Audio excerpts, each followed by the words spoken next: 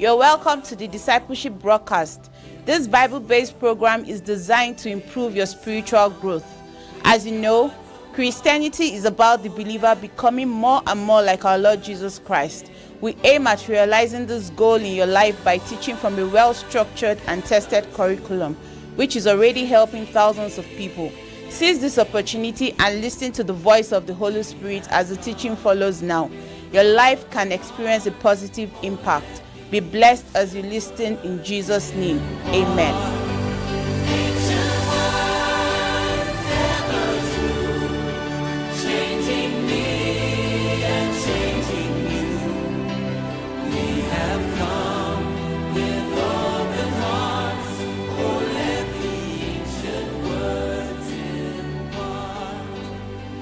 Hello viewers, you are welcome to today's episode. For some time now, we have been teaching following the discipleship structure of our Believer Spiritual Growth Program. Today, we want to treat a topic which I consider to be very important and very complementary to our previous episodes. Kindly listen attentively, and may the Holy Spirit teach you beyond the message. And may He also help you to adjust your lifestyle accordingly. Be blessed. Hallelujah. It's my pleasure to welcome you, beloved, to this edition of Believer Spiritual Growth Program of the Apostolic Discipleship Movement. We thank God for giving you the opportunity, and I believe, God, that our study today shall be a blessing to you. My name is Adebayo Oke, and by the grace of God, in the next few episodes, we will be looking at rooted and grounded disciples of Christ. Please let us have a word of prayer. Father, we want to thank you for this moment. We appreciate you for the opportunity to look into this perfect law of liberty. We ask, O God, that you grant us illumination and bless us, O God, richly as you inspire us in your word. Grant us grace also that we shall be doers of these truths in the mighty name of Jesus. Thank you, everlasting Father. In Jesus' name we pray. All right, you're welcome. I'd like to take some few scriptures from the book of Ephesians chapter 3, 17 through 19. And then we'll go to Psalm 92, verse 12 to 15. Ephesians chapter 3, 17 to 19. That Christ may dwell in your hearts by faith, that ye being rooted and grounded in love, may be able to comprehend with all the saints what is the breadth and length, and depth and height, and to know the love of Christ which passeth knowledge, that ye might be filled with all the fullness of God. Now unto him that is able to do exceeding abundantly above all that we ask or think, according to the power that worketh in us. Now Psalm 92. Psalm 92, we take verses 12 through 15. Psalm 92, 12 through 15. Now the righteous shall flourish like the palm tree, and it shall grow like a cedar in Lebanon. Those that be planted in the house of the Lord shall flourish in the courts of our God, and they shall still bring forth fruit in old age. They shall be fat and flourishing, to show that the Lord is upright. He is my rock, and there is no unrighteousness in him. Lastly, please, let's take Psalm 52, 8 and 9. Psalm 52, 8 and 9. But I am like a green olive tree in the house of God. I trust in the mercy of God forever and ever. I will praise thee forever because thou hast done it, and I will wait on thy name, for it is good before the saints. Hallelujah. Well, you may wonder, why are we looking at the topic of being rooted and grounded as part of our effort in restoring apostolic style of discipleship in the Church of Jesus today. You will agree with me that the major challenge the church is facing today is lack of stability of many believers. Believers are not stable. People only profess Christ in their mouth. Many don't really mean it from their heart. So many people are not consistent in the doctrine of Christ, which they claim to be their Lord. And most often, many choose the way pleasing to them rather than the path of the Holy Spirit. Many choose to follow their own way. The word of God is clear, but many would not want to give attention to the practice of what they have been taught. It's a challenge today, and it's bringing a lot of wrong assessment, wrong notion about what the church is all about. The church is the pillar of truth, is the house of God. And we are taught the way of the Lord as disciples of Christ. But too many people today who profess to be Christians, who profess to be believers, who profess to be disciples of the Lord, are not given enough attention to growing in Christ-likeness and being established in what they have been taught. Now, and we may look at reasons for this kind of inconsistency, and the reasons could be many. But I like to say at this junction that being established in the faith, growing believers into the image of Christ, and causing young people who have given their life to Christ to become pillar in the faith, are not really the priority of many leaders today. We may push people, we may encourage many believers to be the best they want to be in their profession, to get to the highest of the highest pinnacle of their careers. But not many are helping believers to get to become like Jesus and get to become as established as they ought to be in the faith.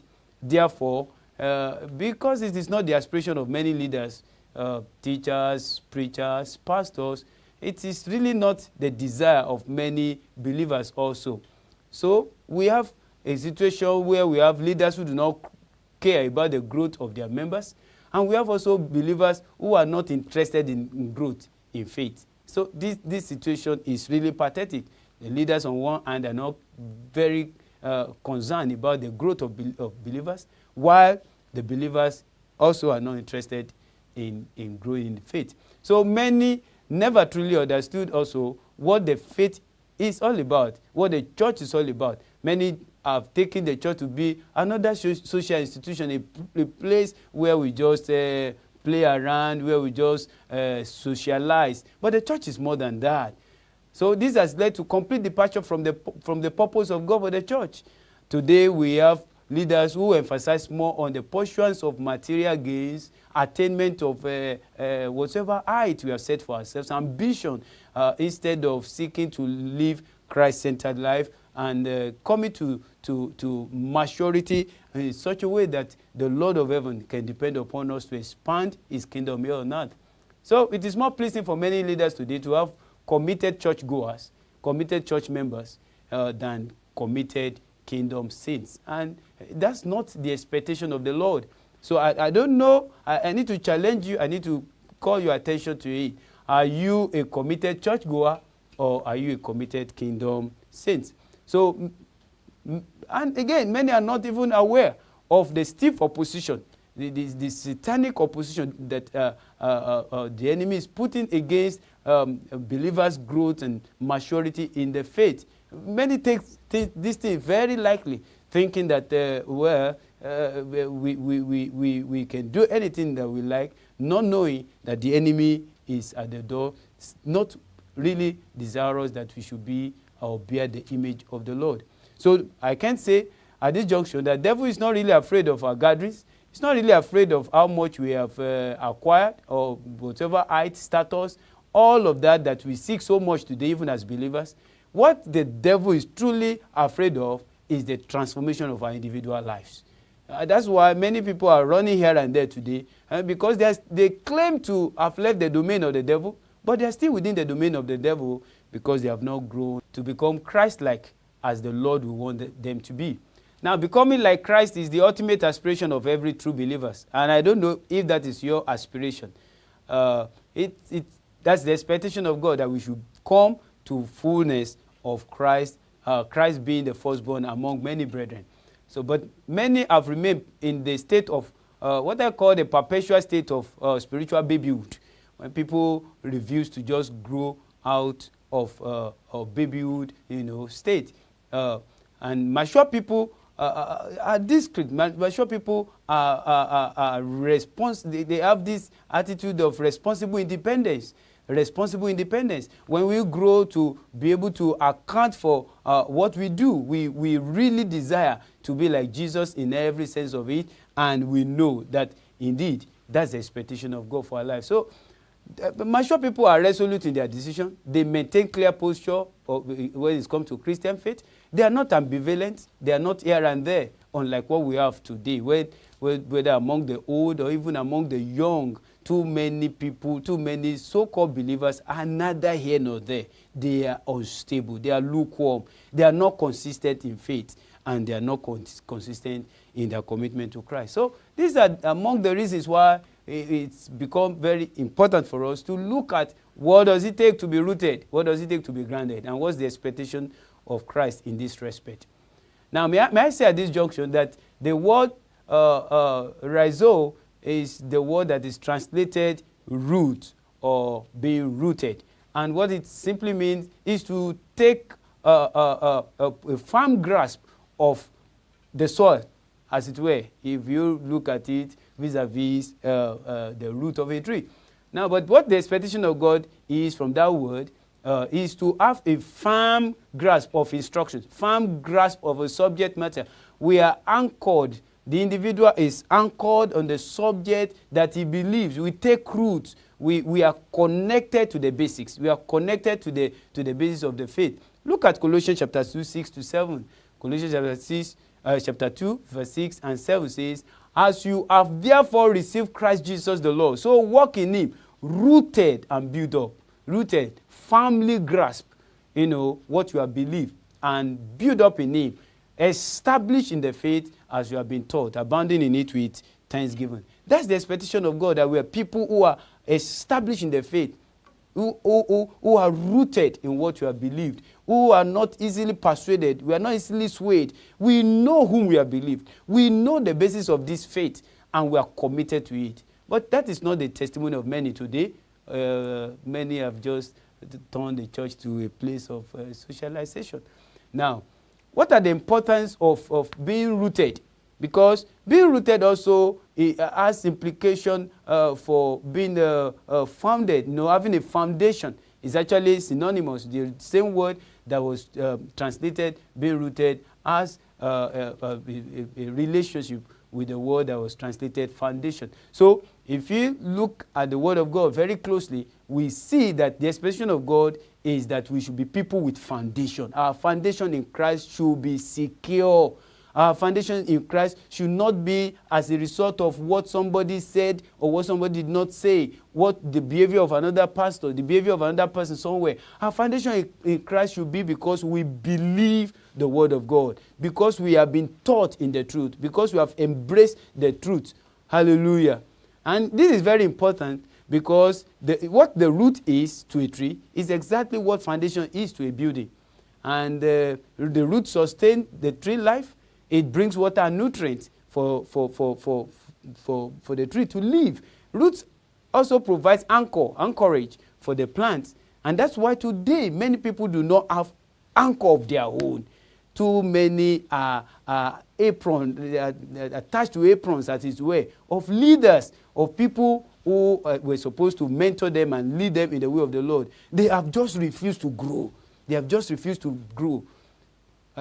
Root also determines the lifespan of a tree, determines the lifespan of a plant. The more extensive the root is, the more likelihood that tree or that plant will live long. Root also is the hope of life in case of accident. When there's any assault against a tree or any plant, if the root is still there, then there's hope. That's why Job said in Job chapter 14, 7-9, there's still hope for a tree. Even if that tree is cut down at the scent of water, it will still come alive.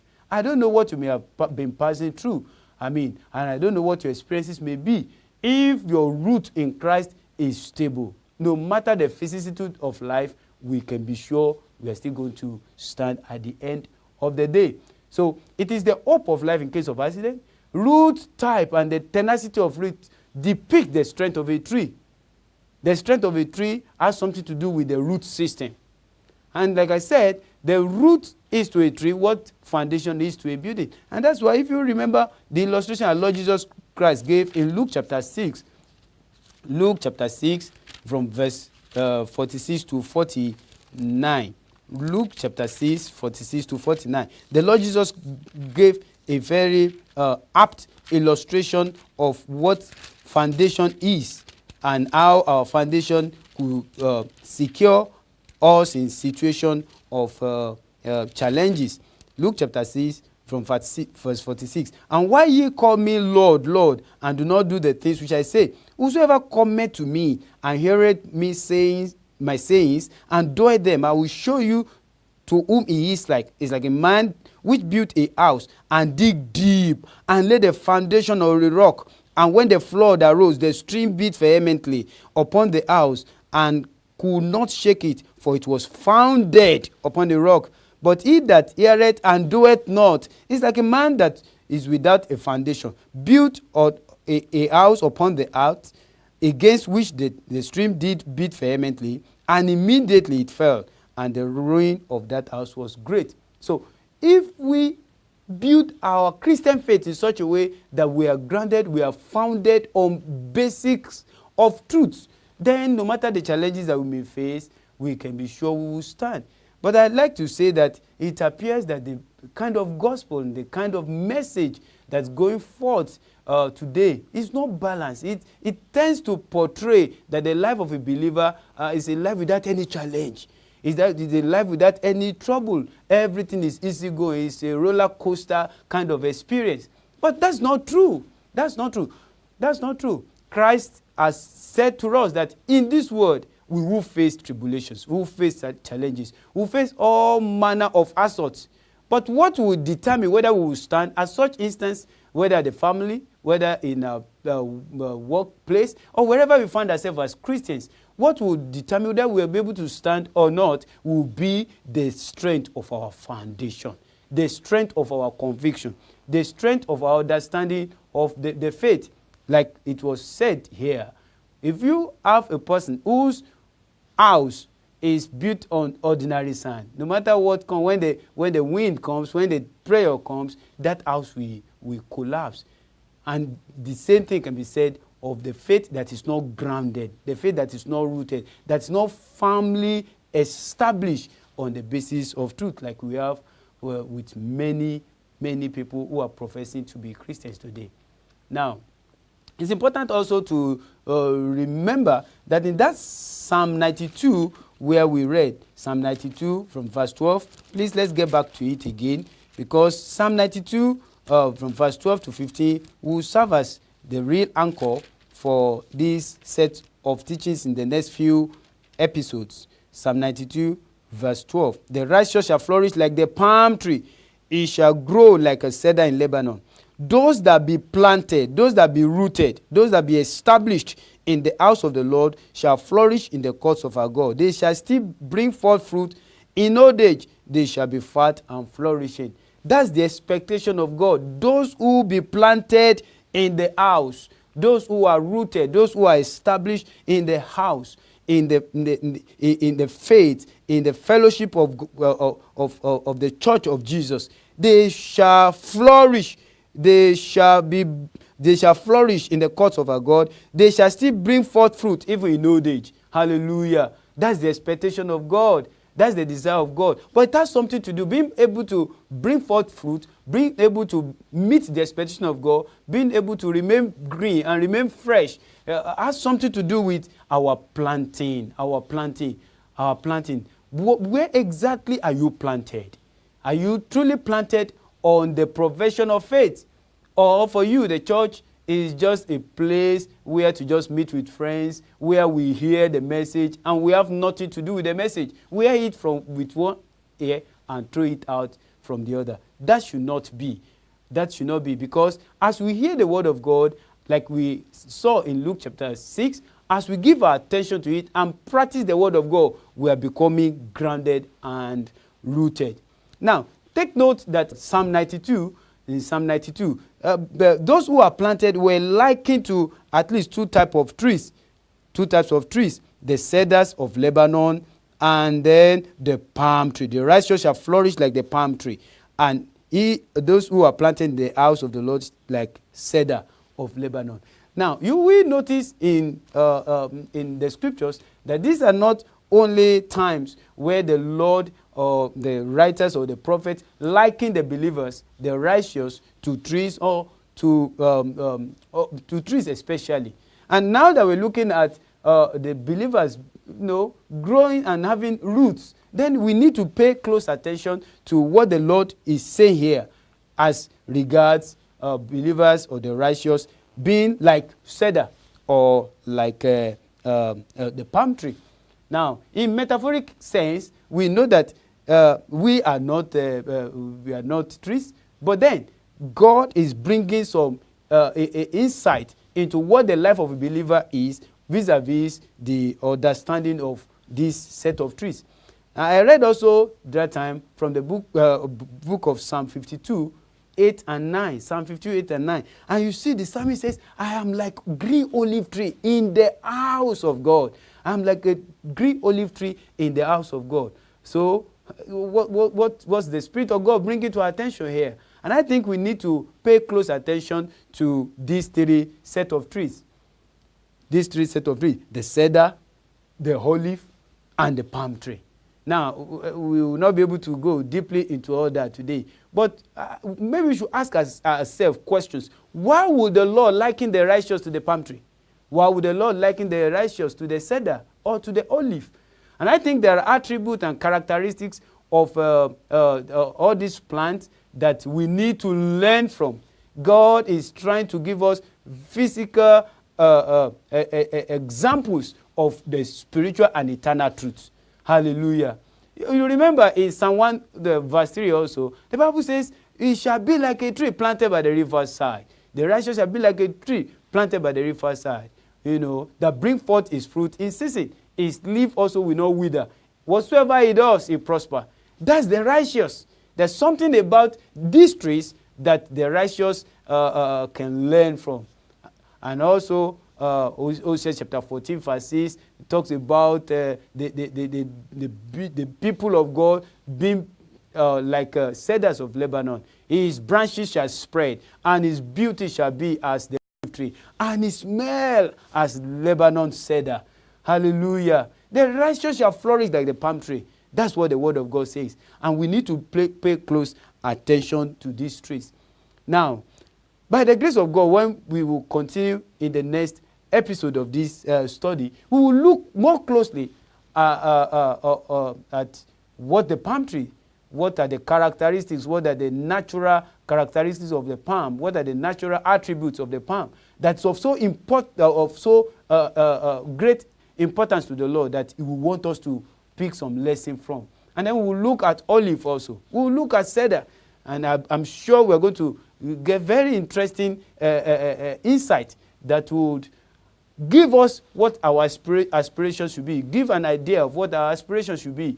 Because the desire of the Lord is that we be people that are not tossed here and there by every wind of doctrine. People who are rooted. People who are fruitful. People who are like olive. People who are like cedar. People who are like palm. Who bring forth the glory of God. Who people will see and know that indeed this is people established in what they believe. By the grace of God, next episode, we will continue from here. I want to thank you for sharing this time with us. And I believe that the Lord will continue to expand the few words that we have looked at today, trying to explore the importance of us being rooted and being established in the faith. I trust God that next time you will be there and we shall have a very wonderful time together. Can we pray now? Father, we want to thank you because it is your desire that we shall not be people tossed here and there by every wind of doctrine. We live in a generation where there are all manner of people who claim to be preaching the truth. But we pray, oh God, that you will help us to understand what your mind is, to be righteous indeed, bringing forth fruit to your glory, turning our lives in the direction that is approved of you, that indeed our lives may bring honor to you to the very end. Thank you, everlasting Father. In Jesus' mighty name we pray. God bless you. And Thank you for watching the discipleship broadcast today. I believe the Holy Spirit touched your heart. If so, call any of the numbers on the screen to share your experience or to seek for counseling or request for prayers. You can even ask a question if you have any. For continuity of this knowledge, we urge you to watch the discipleship broadcast on this channel this time next week. Till then, remain very blessed. I want to be the brightness of His glory. I want to be the express image of Him. One day to be transformed into His likeness, transformed into the measure of the stature of the fullness of Christ.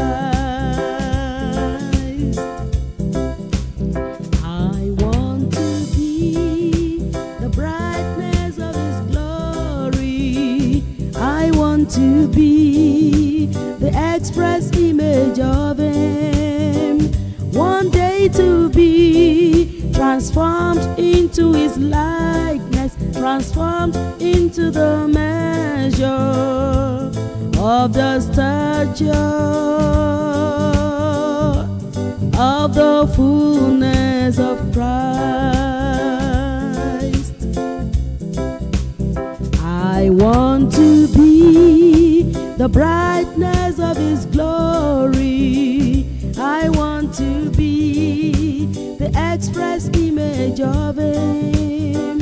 One day to be transformed into His likeness, transformed into the measure of the stature